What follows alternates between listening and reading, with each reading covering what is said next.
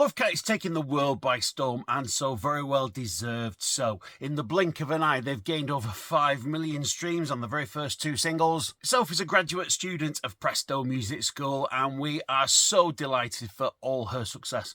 Well done, Chuck. In this interview, we talk about so much of the training that she undertook at Presto Music School in those very early days. Hi Dave, and hi everybody.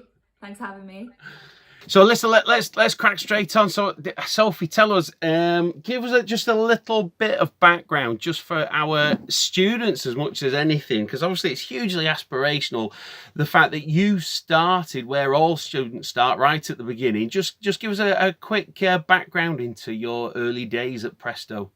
Well, I was trying to think. I think I was about 6 years old when I first came, because I just got into music really young. My dad always played me loads of different records, and I decided I really wanted to get involved. My granddad then bought me an upright piano, so my mum rang up the local music school and spoke to Dave, and then he said, you know, bring her down. And I think I wanted to start with guitar, but you recommended to start with piano, and that's the best thing that has ever happened to me, because as much as I love guitar, like, piano is where my heart is. So I started playing piano around age 6 with Dave, and then as I got older, started branching into different things with Presto. I even had drum lessons and just tried to try everything out, and then I began writing songs about age 10 and then never stopped. Yeah. Joe, it's interesting. We can see the results, the great results, whilst you're actually composing as students. But how do you feel the composition, in particular the composition classes, how do you feel as though they helped you these days now? Well, I think they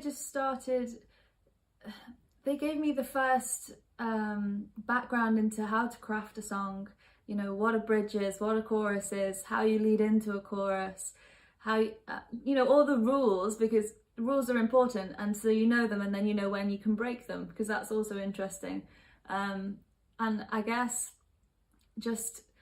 it just taught me, you know, all the basics that then, you know, allowed me to go and take flight after that, all in lyrically writing. And then I was introduced to musicians through Presto and played in bands and played our own compositions, and that was my first time ever doing that, and I wouldn't have had that opportunity to do so without Presto. So let's just take a moment here to remind you that if you would like to level up your music skills, then click the links below and we'll take you through to the music theory and composition and songwriting classes that we talk about in this interview. It's really nice to hear actually the development from your early material to the stuff that you're doing now, which is beautiful. Although, I mean, I might sound a fraction biased there, but you know that I'm genuinely a huge fan of yourself. Caught a couple of your live gigs, thoroughly enjoyed them. Yeah. Awesome. Tell us a little bit about how the tour with the Waterboys came around. Well, I started busking when I was about 18, just to earn some cash and you know, just play to more people. And my dad was like, you need to learn some covers, and obviously I was playing guitar because it's a bit difficult to busk with a piano, so I would just play the same 6 songs over and over again on the guitar and drive all the shopkeepers crazy. But one of those songs was a Waterboys cover called Whole of the Moon, and everyone on the street really liked it and would come over and talk to me about it. So I thought, maybe I should record this. So I did. I started recording it at home, and got some friends up, and we added strings, and it, you know, I fell in love with the recording, so I thought I'll put it on my first EP. And then in doing that, obviously you have to apply for permission to release it from the band or from their publishers or whatever, complicated stuff. And anyway, the band heard it, and I just one day got a message from Mike Scott, the lead singer, inviting me on tour with them across Europe and the UK. And it's my first ever tour, 16 dates, a bit of a baptism of fire, but great time. And am I right in saying that you actually were invited to join them on stage as well? I was, yeah, that was a lovely surprise. They had this beautiful song that goes on for about 12 minutes, and and I walk out halfway through and join them in singing it. There was about 12 of us at the front, and it was very surreal, because obviously my dad played me that band as a child. There's a video of me like standing on a cushion in the living room singing Hole of the Moon, so kind of full circle. How cool is that? That's fantastic. I love that. I love that. And so you were talking before about playing different instruments as well. How do you think that actually benefits your songwriting and what you, not just the songwriting, but the arrangement side as well? Yeah, well, I think it's had a huge influence, because it's just, I really, obviously piano is my main instrument and I do write a lot on piano, but over the years I found myself writing more on the guitar, because it opened up different harmonies there, and different things rhythmically. And then obviously I didn't really pursue the drums to a massive extent, but I got a basic understanding of it, which I think can only help. So being able to communicate with musicians of each field has been really beneficial, you know, being able to sort of hold my own in each area and be able to, if I can't do it, I know what I want though, and I know how to approach it. Do you still have your drum kit? I seem to remember me and your dad setting that up when you were young. Yeah, we still have drums here, but I can't say that I'm a very good drummer anymore. But Sophie, tell us about your new material. What's coming up? So, over lockdown, we were quite productive, and we recorded a couple of songs here, and that's why I was in London yesterday, because we were getting them mastered. So I'm hoping that they're going to come out before the end of the year. I think they're my favourite things we've ever done, so I'm really excited about them. Brilliant. Yeah. Oh, I look forward to them. That sounds fantastic. How did lockdown affect you? Obviously, it's been horrendous for so many people, but how did music help you through lockdown? Well, we were actually in the middle of a tour with a band called Seafret when we were driving to Brighton, and that's when the country went into lockdown. So we still have half of that to finish, to look forward to next year. But you know, I just did live stream shows from home to still try and connect with people, and spent a lot of time writing, and obviously, like I say, we were recording as well. So I feel like it was as productive as it could be for a pandemic, I guess. A very strange scenario. As it goes. Yeah.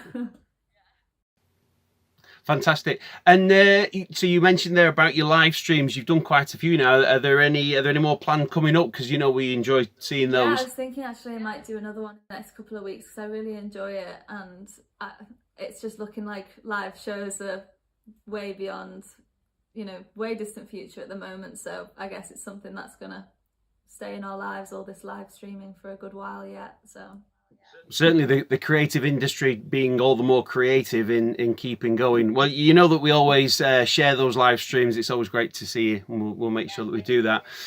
Sophie, if you had one piece of advice for young students, for beginners who wanted to do more with their music, what do you think that might be? I personally don't feel one yet to be giving advice, but for me, it was just, it's really a really tricky question. I guess for me, what worked was meeting as many musicians as possible and soaking that up. And I always wanted to be the worst musician in the room, because I always felt happiest that way. And because I just liked, I like people, I like striving to, I like being in awe of who I'm with, and that's one of the great things about Presto is I just used to love to watch you play piano, and that was the main thing that drew me and kept me practicing through, slogging it out, because it's hard when you're young and you're not Mozart straight away and you just think you're going to be. It's a long time, many years of practicing before you really see, the true benefit, to be able to sit there and let it all flow out. So just having those musicians around me, I guess that's the most enjoyable thing for me, because although I am a solo musician, for me it's all very collaborative, and that's my favourite part of music, is just playing with my friends.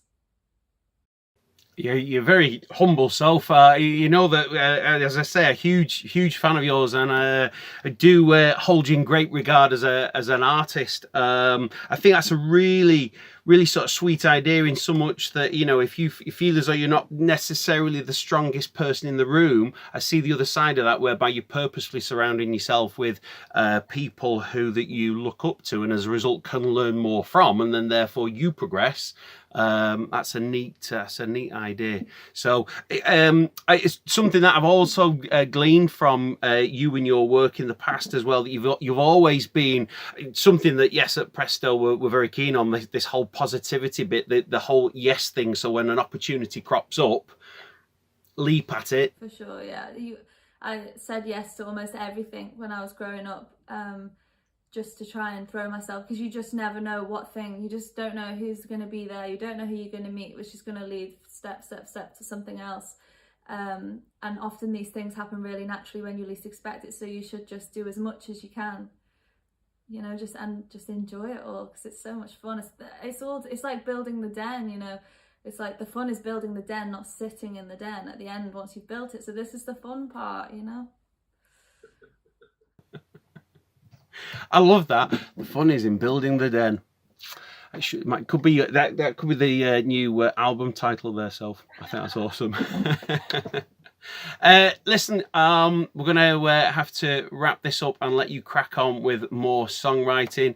Sophie, it's been wonderful to see you. All the very best of luck for your future releases, and you can see more of Sophie. We'll always put the links on the Presto Music School website, but do check out Sophie Morgan. I seem to remember one fantastic review of your gig in Chester. Somebody stated that it was like a summer's day to the ears. Oh, that's sweet.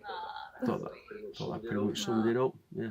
I think I actually wrote that, as it turns out, but that's what it sounded like to me. Sophie, lovely to see you. You take care. Thanks, up to you. Bye now.